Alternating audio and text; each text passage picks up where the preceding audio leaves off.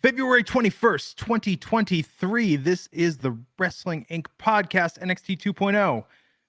I'm Glenn, here with Issa, here with Alfred. Tonight, going to talk about it all. The highs, the lows, the middles, and everything else in between. Before we dive in to NXT, Alfred, what is going on in the news?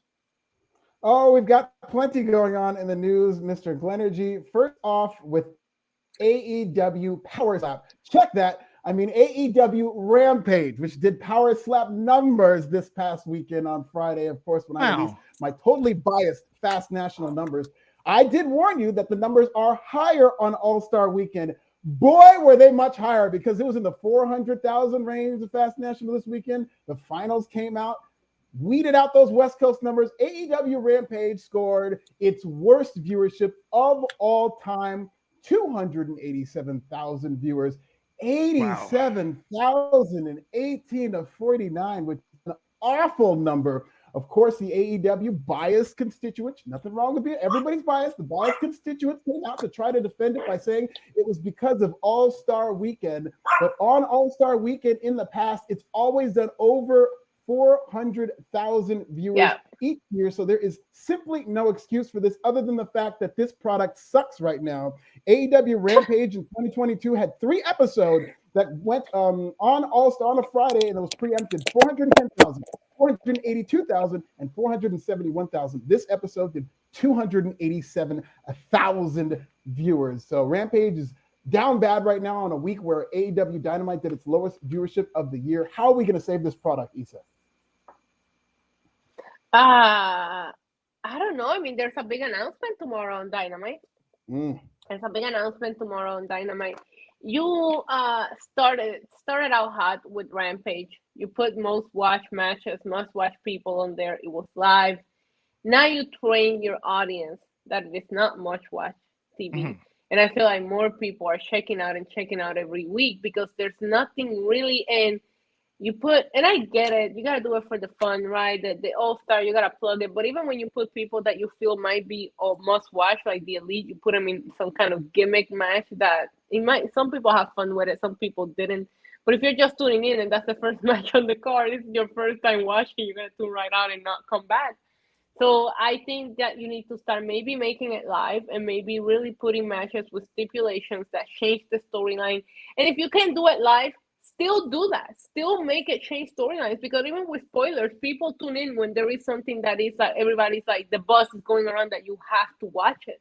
So just book it as must watch, but it's just being booked as another Dark or Elevation right now. I'm sorry, but it is. As a matter of fact, more people are about to watch Dark or Elevation. Their YouTube numbers are about to get better than Rampage numbers. You know what the difference is that Tony Khan doesn't get?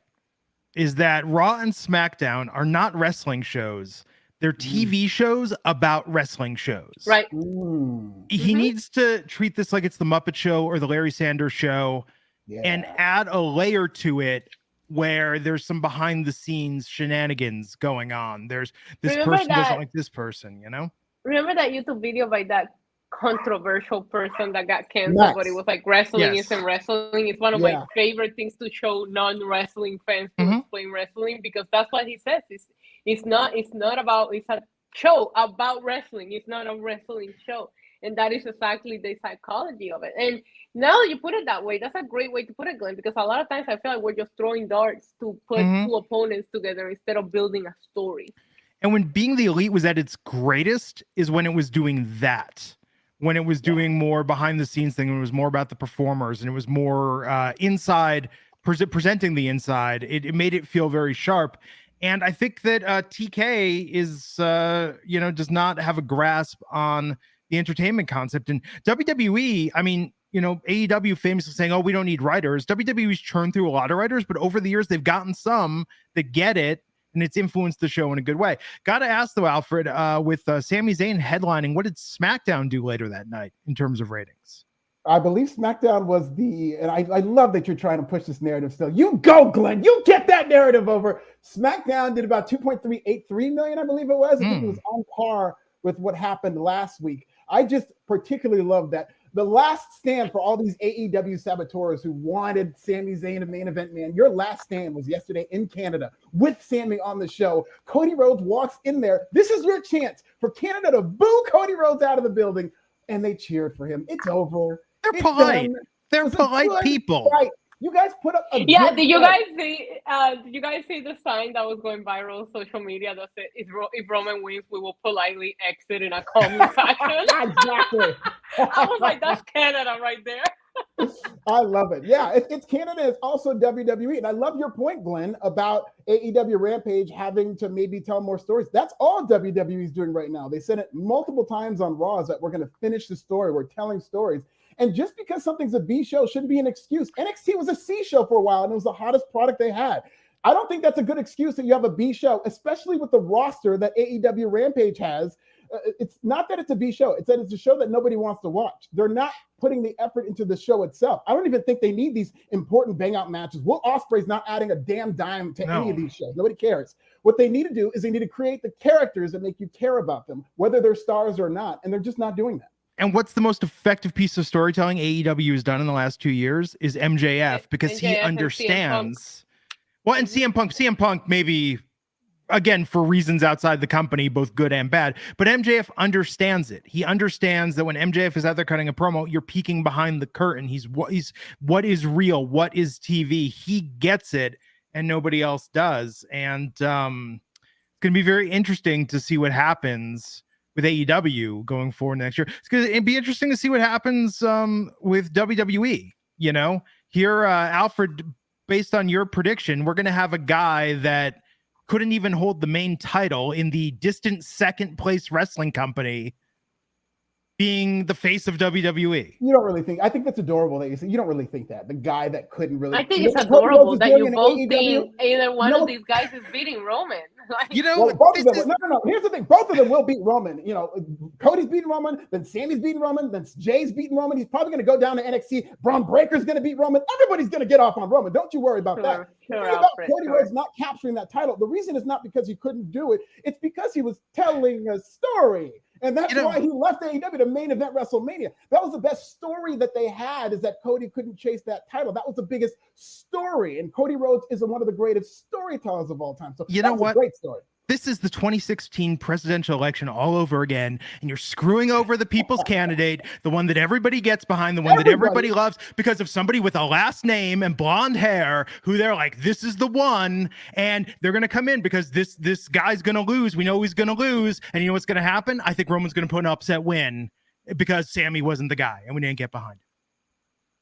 I do not think that's going to happen. And it's not everybody. See, that's why this is such a fake media controversy. And the reason that I, since day one, have been saying that it is a fake media controversy, I was constantly polling my brilliant audience on Pro Wrestling Bits. I was going to other people and seeing what their audiences were saying across the board. Any poll you see about, is it going to be Sammy? Is it going to be Cody? Should it be Sammy or Cody? Should it be Roman versus Cody? It's like 80% Roman versus Cody. Like, there's a small minority of fans who are screaming for Sammy, and Sammy got very hot. But the fact that WWE didn't go with this is because they have something better. It's not like Vince McMahon where he's going to force them, and it's my way or the highway. Triple H is like a loving father where he's like, listen, kid, I know you want to have ice cream for dinner tonight, but I got meatloaf and you're really going to like it, okay? So he knows what you're going to like. And the meatloaf is Cody Rhodes. Ice cream is Sami Zayn. You don't have ice cream for dinner every night. Wait a second. Okay, and I want to thank you, Alfred, when you write your Forbes piece. Sami Zayn is the Bernie Sanders of WWE. Yes, he's a disruptor. It's a think piece. Think about it. It's deep. No, you're right. You're absolutely right. I love that. Listen, I love what they're doing with Sami and Kevin. This will make you happy. I enjoyed the Sami and Kevin segment from Raw more than I enjoyed the Cody Rhodes and okay. It feels very forced. No, it doesn't. It feels like a main event. It feels right now like the de facto main event. The way they're slowly telling this, they're going to get together, and then Jay and Sami are going to have to fight. Very Captain America Civil War-esque, where it's like Bucky Barnes is Captain America's friend, but Iron Man hates Bucky Barnes, but Captain America loves him, so they have to fight. That's the same thing with Sami and Jay. I don't know, man. We'll see. We'll see what happens. It just feels we're 6 weeks away. I will reserve judgment until they play this out a bit more. Friday is going to be pivotal. Really looking forward to SmackDown. Absolutely. How many times have we said that on the road to WrestleMania? Like, oh, we'll wait. And then it ends up being great. Oh, we'll wait. Sammy has to win the Royal Rumble. That's what everybody was saying. It didn't happen, but what actually happened was better. You don't have to listen to the fans. You have to understand what they want. And WWE's done a good job of that. I don't know. While you guys go at it, I'm looking for whatever dress I'm going to wear for the celebration of Roman Reigns as 1,000-day champion. I think I found the one. So you guys keep going. I don't have to talk. I'll just show you when it happens. And then, of course, I'll throw an I told you so in there. And you can cry. Not on my breadsticks when we're at Olive Garden, but I'll let you cry while I enjoy my meal on you. Keep the receipt for that. Keep the tag on the dress. Pro tip. No, we don't do that. I'll find something to wear it to, no matter what. I remember you can only you can only deduct 50% of the cost of the meal on taxes. that is true. But that is AEW Rampage is on fire right now. Tony Khan continues to alienate people, and now he's just stuck with the incels. It's Tony Khan and the 7 virgins, and the numbers are showing. He alienated all the fun people. He alienated Cody Rhodes out of there. CM Punk is out of there. He alienated Ariel Helwani. He alienated God, me. He alienated everybody. And so now it's just him and all his little IWC friends. They have to rebuild this product. They have Ring of Honor. Ring of Honor was probably a mistake. Maybe it's so funny because the AEW audience, which they inherited all these people who turned on the product in WWE, what did they do? They turned on ROH too. So it's like, it's a cannibal audience that you have. That's something else that they're going to have to work out. How are we going to get these cannibal incels to like go along with our product the way that people are with WWE, which is much nicer. I think it's great to see these audiences give WWE a chance to tell the story because they trust them. What else is in the news? Well, Finn Balor might be coming back as the Demon. Are we here for the Demon? Of course, it looks like Edge and Finn Balor are on a track to WrestleMania. There are rumors that maybe it's going to be a stipulation match, but there are also rumors that Finn Balor could reprise his Demon character as a heel, which kind of sounds interesting to me, Glenn. Yeah, I like the Demon. I think the Demon was super over. It's weird that he stopped doing it. I mean, Finn Balor's a handsome guy, but the Demon was one of those next level things, unlike anything else in professional wrestling. We saw the Demon, Glenn? When he got beat by The Fiend? Is that it? When he got beat by Roman Reigns because the rope magically cut. Why would you bring that back? That's right. I forget. No, we never got the Bray. Oh, that Bray Finn one was going to be, that was the Bray Sister Abigail. It ended up being AJ Styles and Finn. That was really good. Incredible match. So yes. Okay. So that was, I don't even remember Finn the last time as the Demon, but yeah, I think it'd be good to bring back. I mean, heel Finn's, I know he's done that in a lot of other promotions before, so I get it. But I always thought, the Finn was so good as an NXT champion, as a face. It'll be interesting to see what they do. First Universal champion. Think about that alternate timeline. What could have been had he not gotten his shoulder dislocated? One shoulder injury away from a completely different timeline. Yeah. I'm always excited to see the Demon, especially at WrestleMania. I did get to see a Demon WrestleMania entrance, which was awesome, but that match, I didn't feel like a lot of people cared. That WrestleMania was just so long. By the time we got to that match, a lot of people were not into it. My issue is that I feel like ever since his return, Edge's feud just go on for too long. He wrestled Randy Orton forever. He wrestled Roman Reigns forever. He wrestled Seth Rollins forever. Now we're doing the exact same thing for Finn Balor. And for somebody that's saying he's retiring in like 9 months, it's just like, can we just get all these matches that we want to see him in out of the way instead of just keeping him in these very long-winded feuds? They got the win with Beth Phoenix over Finn and Rhea in Montreal. And I really did think that could have been the ending of that. And we could have built a different field for him. But we'll see where it goes. But it's just like, it all ends the same. They did the same thing we said. It's going to end a Hell in a Cell because they've been fighting for 6 months now. They're doing the exact same story with Finn. They did it with Randy, except that it didn't end a Hell in a Cell. It ended with the greatest wrestling match ever. Like, it happens every feud he gets into, and I'm just, I'm over it. Wow. Terry Allen Jr., 237, saying Thursdays at 7, Rampage should air and grow. Impact will be beating Rampage if they move it to Thursdays. Power Slap will be beating Rampage. I think Power Slap could pull a better number than Rampage. You can do a Power Slap. What's Power Slap down to now? Is it gone less than 100,000? 275. They came close this week. They're at 275 this week. So if they did a bigger number, go up to 300, maybe they could beat Rampage. But I don't think the time slot is an issue. I've heard so many creative excuses when AEW does poorly. First, it was the demo. And listen, all very valid excuses to some degree or another. It's the demo. Then it was the homes are down and whatnot. But in this homes are down era, we're seeing Raw in the third hour do 2 million, which it never did ever. And like, if the product is hot, people will watch. Don't ever believe any of these biased journalists, which we all are. Go on Pro Wrestling Bits. I lay out all my bias, and what people are telling me is my best bit. I lay them all out. Everybody's biased. The ones who say they not think that you're stupid. So biased agendas are saying this excuse, that excuse. The bottom line is, if your product is good, people will watch regardless of whatever excuse people come up with. One of my favorite movies of all time, which you can stream, I think it's on YouTube for free, starring Danny DeVito. It's called The Ratings Game, where he plays a teamster who figures out how to manipulate the Nielsen ratings. But in that movie, a TV executive is giving every excuse for low ratings and saying, well, they greatly undercount universities, prisons, convalescent homes, and places where multiple people watch our product on one television. And if we counted that, our ratings would be much higher. Sounds like a Wrestling Observer Radio. Yes. It's a crazy time right now. TK needs help. He needs to, is Freddie Prinze Jr. still doing his wrestling promotion? Is that still happening?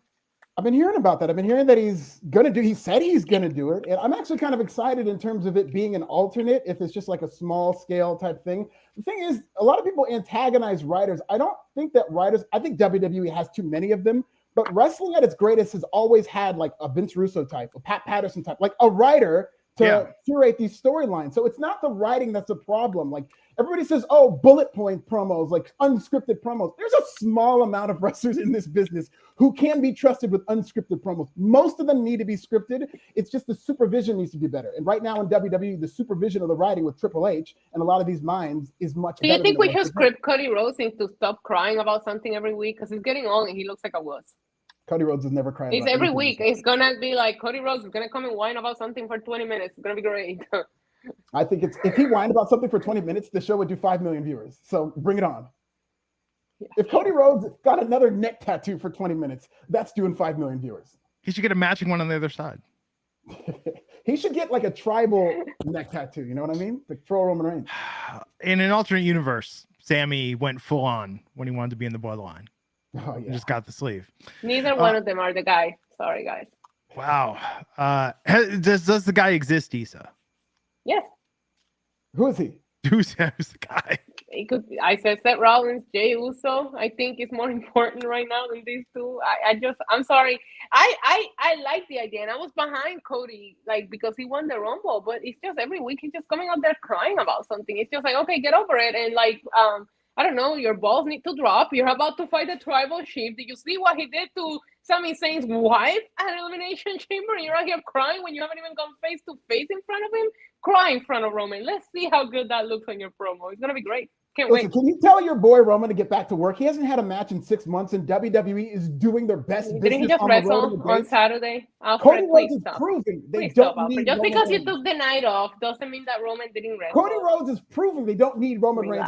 He wrestled before that at the Royal Rumble, and which Cody was Rhodes a is month selling ago. out arenas. If you, I get that you're biased, but at least get your facts correctly, because we're talking the last two pay-per-views. He was there defending the title, so please try again. Thank you. No, I'm talking Anyway, about let's read this house shows in Kelvin R. Alexander. He needs to be there every single night. He's above that. He's above the title to the real champion, Cody Rhodes. Leave that to Cody Rhodes. He needs some practice. Isn't he a little rusty right now? Gonna tear this podcast apart. I beat Roman. 2-0 against Roman. 3-0 against Roman. Kelvin Alexander, $2, saying TK is booking his shows into irrelevancy. Yeah, TK is not a very good booker. They need a writing staff. They try to be the cool, edgy wrestling company with no writers, and look at us. And now that they have to actually work and it's just about matches, nobody cares. Dylan Matthews saying Issa can make an emotional crying documentary on the amount of Cody crying clips I've sent. It'd be beautiful. It'd bring me to tears. Sure does. Let's go, Cody. God, it's gonna be fun. Cody Rhodes. He needs therapy. He doesn't need a title. He needs therapy. Anyway. I think we all need therapy. Anyhow, you know who does need therapy is a lot of these non-wrestling employees backstage in WWE, a lot of the front office staff. It said there is low morale among WWE front office staffers who are now walking on eggshells due to the pending sale of WWE, which is said to be in the market for about $9 billion. That's what they're saying Vince McMahon wants. Wow. That sounds like some Saudi money, if you ask me. It does sound like Endeavor could get involved, but a lot of people, front office staffers, not the wrestlers. Wrestling morale is high with the wrestlers, but it looks like with a lot of these front office people, It's back to people being very scared for their jobs, and as they should be. Whenever something merges, as you've seen with WBD, they slash things, they cut things, people's jobs go away, people merge departments and divisions. So it's a very uncertain time, and it does feel like at any second WWE could be sold. I mean, I never want anybody to lose their job, right? But isn't that everybody's situation in any corporate office since the pandemic? Yeah. Join the club, buddy. Good luck. I lost my job already, so it happens. Like, I feel like every corporate is in that position. Like, what job is really certain unless you own the place? And not even then. They made Vince McMahon freaking step down for a little bit there. Well, Nobody's job is guaranteed. I mean, so just like do your job, update your resumes, and be ready for the call. That's the best I can tell you, coming from corporate New York City. Could you imagine if Vince had gotten a job somewhere else? Like where? I don't know. I think that's what they need. I think Vince needs to go to AEW. And just show up and sit down in gorilla position to see if someone asks him to leave. Could be good. I think they'll announce the sale right after WrestleMania. Oh, that's a good call. I can see that. That'd be good timing. George Bartley saying April 1st or 2nd. You can't announce anything on April 1st. Yeah, you can.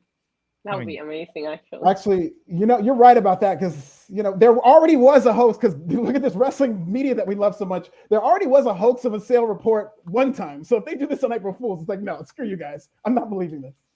Yeah. Well, tonight, NXT 2.0 opened with Dragunov versus Trick Williams. Banger. Really good match. Very good match. Trick Williams. Yeah, the best match on the show. And nothing else lived up to it, sadly. It was so good. AEW style, Rampage style. Just matches. Opening with the main event. Dragunov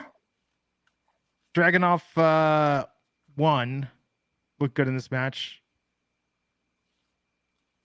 Yeah, good. I thought Dragunov was great, but I did think Trick Williams was also very, very good here. I thought it was my favorite match of the night, and he probably was better than the main event. I liked it, and I liked how Trick Williams looked here tonight. Me too, and he's improving, and he's gonna keep improving. I love that he's working with Dragunov, because Dragunov is basically a body. I don't give a shit about Dragunov. He doesn't say anything or do anything that makes me feel anything, but he can wrestle. And that means something to Trick Williams, who's going to be a star and who's going to be three-dimensional. And that's where he needs to improve his wrestling. And Dragunov is going to be a good little hand to help him out. And Dragunov and McDonough came out after they had a stare down. That'll be a real good match. I don't care. Can they just be the same person? Can they merge? I think it should actually be a tag team. I think they'd be a pretty fire tag team. I mean, could anything top the personality of our current tag team champions for just pure watchability and entertainment value? They got to get those belts on Pretty Deadly. I will say, I might be a little early in this, but Pretty Deadly they still had a pretty good fit, but their assistants, I think, slayed more than Pretty Deadly. Their assistants had a really good fit. So two ongoing storylines tonight with Brooks and Dunn and Fallon and Kiana, and the apology over the Three's Company-esque misunderstanding last week. And then Meiko Satomura teaching a class with Roxanne Perez. This angle is, but this angle, I don't like what this does for Meiko, where it's like she's training Roxanne, and she's going to have a match with Roxanne, then she's going to lose to Roxanne. She's not going to go out there John Kreese style and be like, you haven't learned enough or fast enough, so now I'm going to like beat you down. She's going to go out there and respectfully lose. Like Meiko is I think better than this. And maybe the story is that she doesn't think that Roxanne has it, and Roxanne proves it. She was trying to like take her down today with the training, and she couldn't, and maybe she was a little bit impressed. I don't know, but I agree with you. I like the vignettes, and I did think they felt realistic, but you're right. Why are we doing all of this if Roxanne is just going to retain against her? What story are we building here? What I liked about this is I was assuming Roxanne's going to win, but this kind of created doubt in the back of my mind that they're telling the story that, because I don't think Meiko's doing this out of the goodness of her heart. I think she's trying to break this woman down so that she shows up to that match beaten up and bruised, and she just beats the shit out of her. And this is very Greg Gagne-esque in terms of how he used to train people, where he put people on his back. I like that element. And also, I was waiting for Meiko to say something to Roxanne, like, what the hell is that? Who trained you? What is that? Who the hell trained you? It's just troll Booker T every segment. But they kind of did this. That would have been epic, actually. I mean, they kind of did a slightly more believably competitive version of this, not with the training, but with what they had with Braun and Apollo. With the like, we're hanging out and we respect one another. Yeah, and Apollo's got some wisdom. Like, that was a little more believable, but I don't think anyone thinks Mako's winning the championship, which is a shame because she was NXT UK champion. To have freaking, now I can't stop thinking about what Alfred said. Imagine like she says who trained you, and then Booker T gets in there, and then Booker T tries to like teach Mako how to teach or something like that. Would have been segment of the year right there, man. Could you? Oh my God, we need after the match. Maybe this is what's gonna happen. Maybe Mako's gonna snap after the match and heel turn and like makes Booker tap out in the middle of the ring. Oh yes, please, I'm here for it. What if Booker has to say I quit or throw the towel for Roxanne? Yes, that would be amazing. Thomas White saying, does that make Booker Mr. Miyagi? Yes, and Mako's Terry Silver. Hey, Issa, I like that idea. Here's the thing. I love Miko, so another one of my bias, I'm pro Miko. I just thought this was going to be a regular match, and we're going to tell a story. Now that they're telling the story, I want to see Miko beat Roxanne Perez, and I think it can happen. I think the story of her beating her down, and then even Booker T throwing in the towel, I think would be a great story to tell for her to regain the title. Now that you said that, I'm here for it. It would be a good swerve because I mean, I'm expecting this is a complete paint by numbers. They're going to have a really good match, but at the end, it's going to be about respect and about camaraderie, and she's passing the torch. But no, if this ends up with Mako just like weakened her through this training, she can destroy her and become champion, that would be incredible. And it lines up with Booker T throwing in the towel because she's not quitting. She's the last woman to quit that training. She's so tough that she doesn't know her, she is going to keep going, and it's going to take somebody to throw in the towel for her. That actually makes perfect sense. Okay. We'll see. Now I'm more interested. Now, like if there's wrinkles to this could be good. We heard from Tyler Bate. He was interrupted by Schism. Yeah. Wasn't in any of this until Chase U showed up. I know. And then Chase U showed up, but that's what we really cared about. Poor Thea Hale. And then they went to commercial as soon as Chase U showed up. Yeah. When everybody went crazy and it's just like, okay, this is what we're waiting for. Boop, cut to commercial. Like Thea Hale, I don't like seeing Thea Hale scared and upset. She's too good at playing that. She's withdrawing. Yeah, but see, the way she plays it is just like this feels too real. She is a very good actress. I liked it because it added to whatever Ava Rain did to her. You really freaked her out, and with Ava being out there, I like the back and forth because you always see her so hyped, so like she's on something. We make fun of her all the time, but it really makes you wonder what did Ava really did to this girl that she can't even look at her. Well, I'm telling you, this is going to be about her getting her strength back in WrestleMania weekend. I think if they have the guts to do this one-on-one and not Chase U versus Schism, if this is Thea versus Ava. I hope they do a one-on-one. I thought, I know she was in regular clothes, but I think Ava looks better and better every week, more comfortable every week. So I'm hoping she's feeling the same way in the ring because as far as her character and her role in this faction, she's killing it right now. Yeah, and she just like both of them I think are just like this is one of the best storylines in NXT. Like just the way they're building this. It's crazy that Thea Hale I think might be the youngest person in all of WWE, and she's easily one of the best performers in terms of how her acting, her believability, how much she commits. Like she kind of ruined Wendy Chu because Wendy Chu's kind of like infantile and has to act like a child, but Thea Hale actually captures the fear that a child would have for a monster. I think she does a really good job of it. Yeah, and she's always a topic of conversation when she comes on the screen and when she's there. Like even today, when she wasn't like being all over the place, everybody's like, "Is she okay?" Like I love what she's doing right now. Yeah, this is a really good storyline. So the Diet got the win tonight, but yeah, I think this is all about Thea versus Ava WrestleMania weekend. Yeah, they did interrupt the stomps though. They sacrificed the stomps, which I did not like. That's weekly one of my big highlights of NXT is the stomps. So. We had Tony D and Stax backstage talking to Mr. Stone and Von Wagner, setting up a match for later in the evening. Yeah. We had Gulak talking about why he turned on Hank Walker last week. JC Jane. Oh, poor Indy Hartwell. Yeah. At least she didn't get pinned. Yeah, because Gigi Dolan interfered.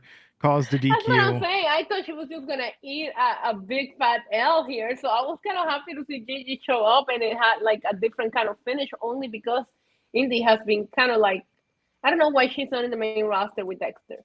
They did the whole thing where Dexter came and got her, and then he went to jail over the whole myth thing, and then they never touched it again. She needs to just be in the main roster.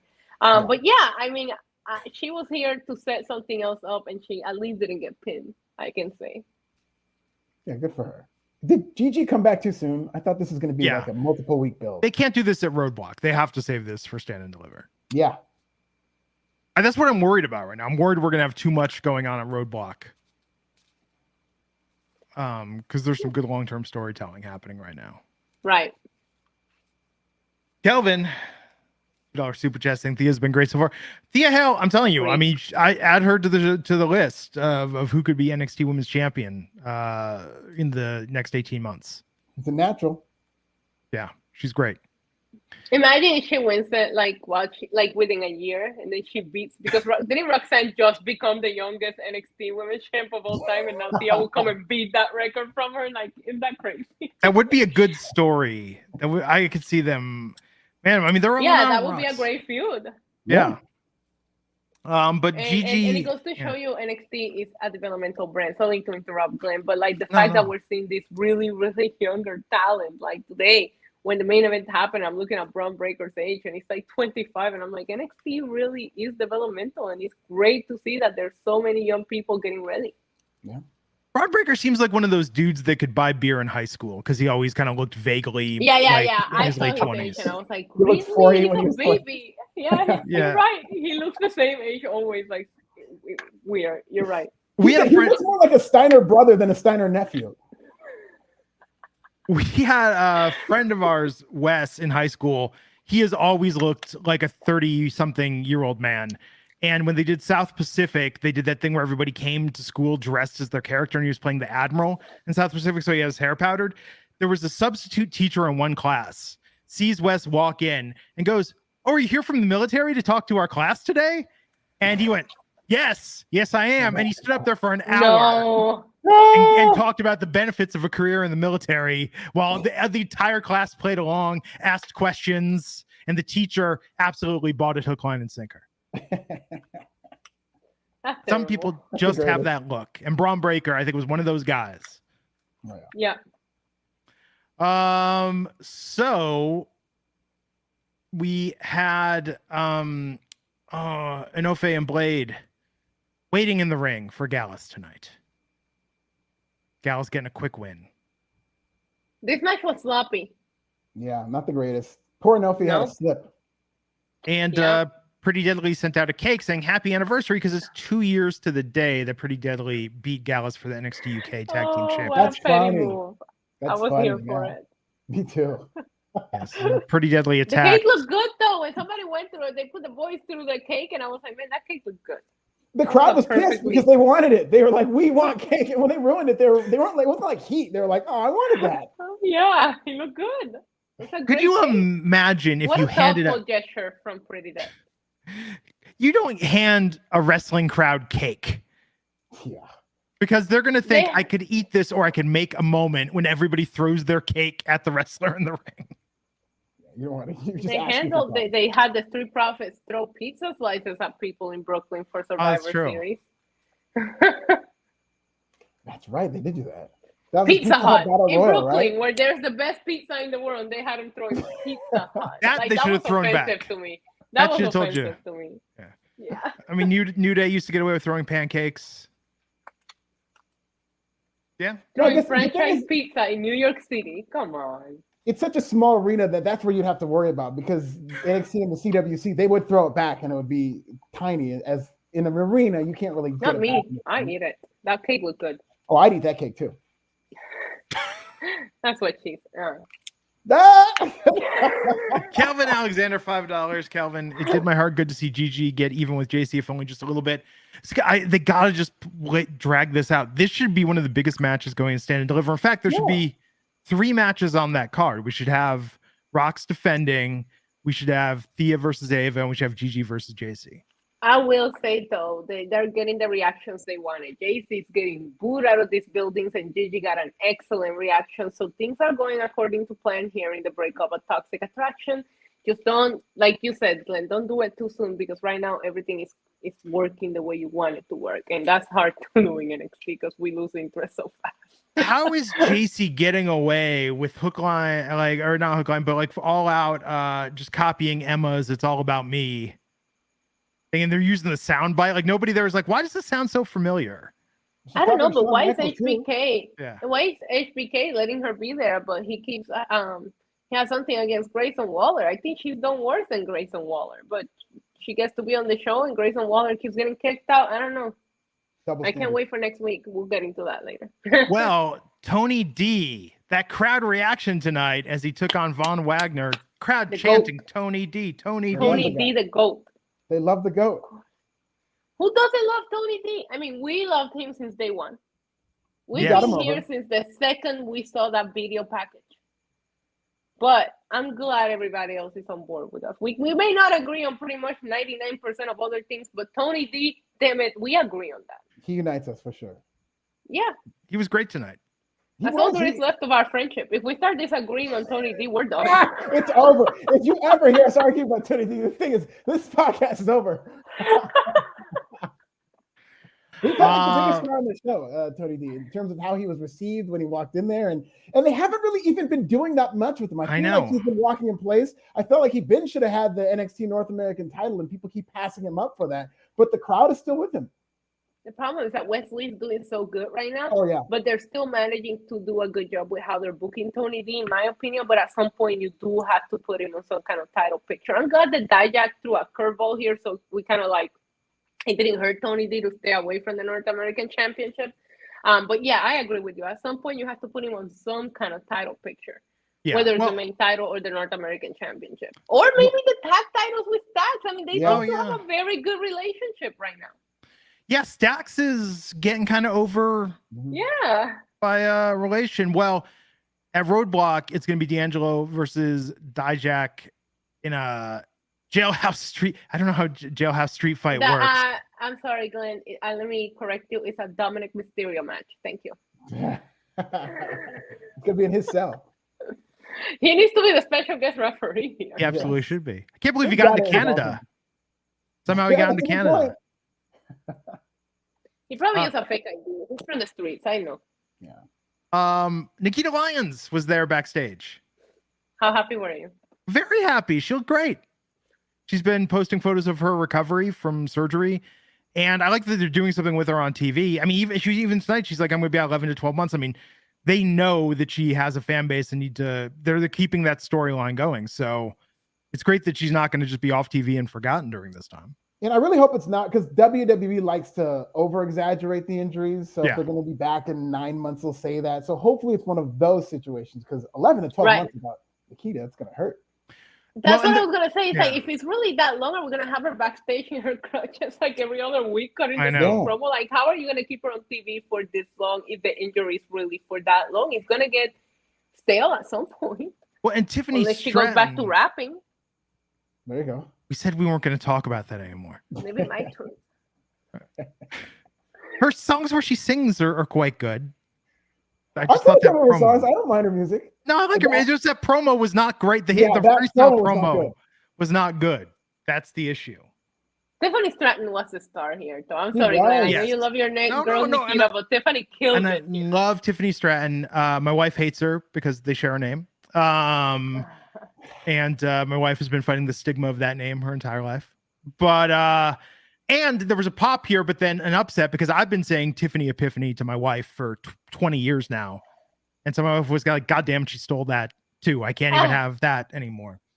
But no, Tiffany Stratton was phenomenal. And the way they're setting this up with her possibly being the one that was behind the attack. Man, I would love to see Tiffany Stratton win that title and then Nikita come back to challenge for that. Yeah, I did like when she said, if I was the one who attacked you, you'd be gone permanently, not just for 9 months. I was like, oh. I think Tiffany's just a red herring. I think this is a distraction. And it kind of seemed like the way it was good to see Nikita, but Nikita was kind of set up to get Tiffany Stratton over. She didn't really do much other than set Tiffany Stratton up. Right. But this was a good segment. And Tiffany Stratton, I think, is definitely going places. So we had Alba Fire with Isla Dawn versus Ivy Nile with Tatum Paxley tonight. And Alba Fire getting the wing What is Diamond Mine over? We ask that every week of this podcast. Every week since Diamond Mine. I feel like Diamond Mine is like my crypto portfolio, and then I'm like, is this still around? Is this still here? Can I cash this out? Yeah, like, is the brokerage even still in business? I mean, yeah, the Diamond Mine might be bankrupt at this point. They're mining right now. They're looking for some more diamonds. Yeah. Kelvin. I feel bad for Ivy Nile, man. I thought she had it when we first saw it, and she just hasn't been creatively booked to her capabilities, I guess, because she looks different. She has a special factor to her, but they haven't really put her in any significant feud, or she hasn't had a significant win. I'll tell you, a superstar athlete, like excellent fighter, that is a tough gimmick. And for every one that does have a good career with that gimmick, I feel like there's 5 also rans that just never got over, you know? They were doing a good job with it for a while by just having her unbeaten, and she's very convincing. She's got a great mean face, and if they just kept her winning and put her back on a win streak, I think she'll be fine. Kelvin saying Tiffany Stratton looks so confident in that promo exchange. Very. I mean, that's the problem. That's what it comes down to. And I think Roxanne Perez, if she lacks anything, she's very good in the ring, but she doesn't have that gravitas about her yet. Right. You know, where she's really mastered. I mean, but Tiffany Stratton, like, it's weird because I know we talk about this with male and female wrestlers. It's like there are some that just you look at and you're just like, yeah, I see it. It's not even the airport test. It's just like almost more like the movie star test. And I think Roxanne Perez is growing into that. Roxanne isn't quite there yet. But I think she will be. Because they still keep making her like the title fell on her lap, and she just can't believe that she's champ. She's not owning it. And I know I made fun of it earlier, but that's how I feel about Cody too, where it's just like, no, own it. You won the Rumble. You're gonna main event WrestleMania. Stop crying or stop doubting yourself and freaking go out there and be confident. And I don't see that from her. Like, you need to see that moment that makes you believe, oh yeah, you're it. You know, she doesn't have that for me yet. Giro J saying Roxanne's growing to that comfortably fast. I mean, but I think even when they have like Mako mentoring her, when they have Booker talking about her training and whatnot, it makes her seem like a prodigy. You know, Cora Jade had this problem before she turned heel. Cora Jade did not have stature in her screen presence, and then turning heel really helped that. I don't think, you know, they haven't done that much with her since. Yeah, and you're going to have 2 people that are going to look at what she did tonight, Roxanne, and be like, oh my gosh, she made it through that crazy training. Michael will be impressed. But other people are going to be like, she was doubting herself the whole time. You really didn't know she was going to make it through it. So it's just like, it depends on how you're looking at it. It's coming out. But it's just not coming out as, if you told me, if I'm watching the show and nobody's holding the belts and you have to have me guess who the champion is, I would have never guessed that she's the champion, right? If you are somebody that are not familiar with NXT, and I'm going to have you watch the show without the champions holding their belts and have you pick based on what you saw tonight, I would love to do that, to see who people think is the people running that show. I don't think people will pick Roxanne right now, and she needs to have that extra confidence. It's interesting. Alfred, this actually plays into your theory in love of Cody in a weird way, because you could say that with Sami Zayn, with his current looking gimmick, you know, it is the Karate Kid story where the audience identifies with the underdog and the character who gets that opportunity. But again, when you're talking about the world of professional sports entertainment, if you tell that story well, people will believe. But I think with Roxanne, because of the Mandy situation and how accelerated it was, I don't think they got a chance to tell that story as well as they could have. That's a good point. I think that, so now they're kind of fastly arranging the pieces to tell that story, even though she's already champion. Yeah, she jumped the gun a little bit in terms of winning that title and getting there. So I feel like that's the void that we're feeling. Similar to how I think Toxic Attraction broke up a little abruptly and kind of raced to that storyline. Yeah. But I do think that the Miko Sakamura storyline, if they do it correctly, that will get sympathy on Roxanne. She might even have to lose that, but it will get sympathy on her if she keeps working in this dingy gym and the story is that she's being beaten down. Then you're really going to feel like she earned it. But Issa's right. People are going to see it differently. But if done correctly, I think people are going to sympathize with Roxanne. I mean, it might be amazing if Miko were to win it, relinquish it, and then you have a build of Roxanne versus Tiffany Stratton. Why would she relinquish it? I don't know. Just because she was doing it to teach her a lesson. She was doing it to teach her, you know, she's got that humility. You got to get that heat back by beating the final. She's the final boss. It's her gimmick. I know. Get that title. I know. I just don't. I don't think given Miko's history and pedigree, it's like it is straining. If we're just even talking about professional wrestling, like Miko should be able to beat any woman on that roster. 100%. That's the where story it's straining with that credibility. training. Right. That all those women, agreed. none of those women could handle the training except for Roxanne. Yeah. I don't know. But I want to get more invested. I want to believe. I think Roxanne is a very good wrestler. I think she's charismatic, but I just don't think they had to accelerate this very fast. But Alba Fire getting that win tonight is good. Alba Fire and Isla Dawn as a tag team, I could see them winning those titles if Kiana and Fallon can't keep it together. I hope they do. They got both tag team champions are wrong. I feel like, Braun Breaker, obviously one of the greatest. He's a great world champion. I feel like the NXT champion, babyface Wesley, is great. But the women's and men's tag team champions is off. I know they're trying to tell this story with Kiana and Fallon Henley, but I don't think they should be the tag team champions because those titles are secondary to this. And with the men's tag team titles, I feel the same way about Gallus. Yeah. It's tough. Well, we did see Kiana and Fallon. And Fallon Kiana doesn't understand why Fallon just doesn't trust her. But they shook hands. I don't trust Kiana. Yeah. Something's up. I don't trust that. Trust no one. They brought up the fact that she took too long. They brought up the fact that she took too long, which I like, that she took 3 weeks to tell her that it was her brother. And the fact that they're including that in the storyline as a focal point. It's none of her business. It's none of her business who she's talking to.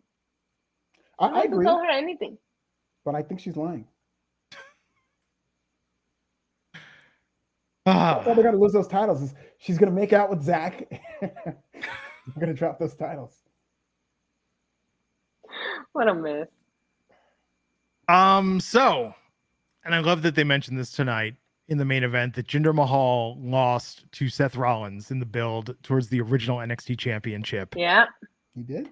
And he was back tonight to face Braun Breaker for that. So many video packages like this wasn't one of the most predictable matches we've seen.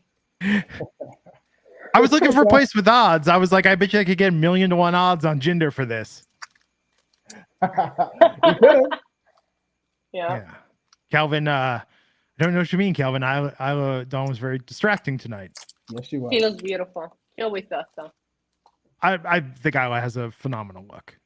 Yeah, agreed. She's very unique. Like, she catches your attention every single time she comes out there. I love that about her. Kind of like a witchier version of Poison Ivy from Batman. Yeah, that is a good comparison. Mm-hmm. Yeah, she's great though. Yeah, Isla and Alba, God, that could be really, really good. But no, I think this was a very predictable main event, and I guess. Wait, before we get to the main event, we didn't talk about the Sol Ruka video package. Oh, that's right. What a talented awesome. woman. Yeah. She's next. That's Is there something she can't do? Yeah, I love that. And I was watching her TikToks too, in terms of all these tricks that she does. That's a shoot in terms of her doing these tricks. I don't know if all that story was correct in terms of her saying I practice for hours and whatnot, but if you go on her TikTok, she does a lot of these crazy things. It's really cool to watch. I love that you say that because I'm watching and I'm behind her. I really like her. I thought that video package made her more likable, but she's like, I'll go for it for 3 hours until I get it. I was like, I don't know what you do all day, girl, but nobody has time to be practicing. I don't have time to be practicing a trick for 3 hours. Like good for you. You've got your hands on that sandpaper on the skateboard for 3 hours. Her hands must be calloused out. Man, that's the issue, because I'm thinking about this right now of why when I see, I think Saul is one, like there's so many picks that people have for NXT Women's Champion. That's actually, being the NXT Women's Champion right now has got to be an enviable position, given how much enthusiasm there is around so many different women on the roster. In fact, more than the men, because I'm thinking on the men's side, like I like Tony D'Angelo a lot.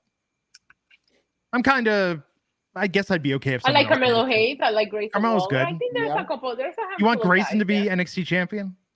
Over Braun Breaker? Yes. Yeah, no, I'm with you on that. Wes Lee, if he ever drops that North American title, I think should have a chase. At the very least, a chase for the world title. Yeah.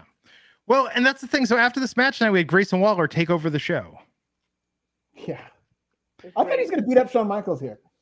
Yes. I liked with the WWE Network thing, and like at first I was like, what in the F's going on here? when he took that over. But that was clever. That was a, You that was a notice good how moment. they didn't start Braun Breaker and Jinder until like 10:53. Like Yeah. you already knew the match was gonna be like, oh my god. It was on the Anyways, schedule. It was on the schedule too. Is going Yeah. over. It was not a good. Well, It not was Saul, a sorry. match. It was a match that was there. I will never go back and rewatch it, nor would I ever talk about it after we finish this podcast. Honestly. That's what I think too. I thought it was actually going to be a bad match, and I wouldn't even say it was a bad match. I thought it Wasn't was just bad. solid. Like No, it was just gonna there. happen. It just I mean, I was rooting for Jinder, but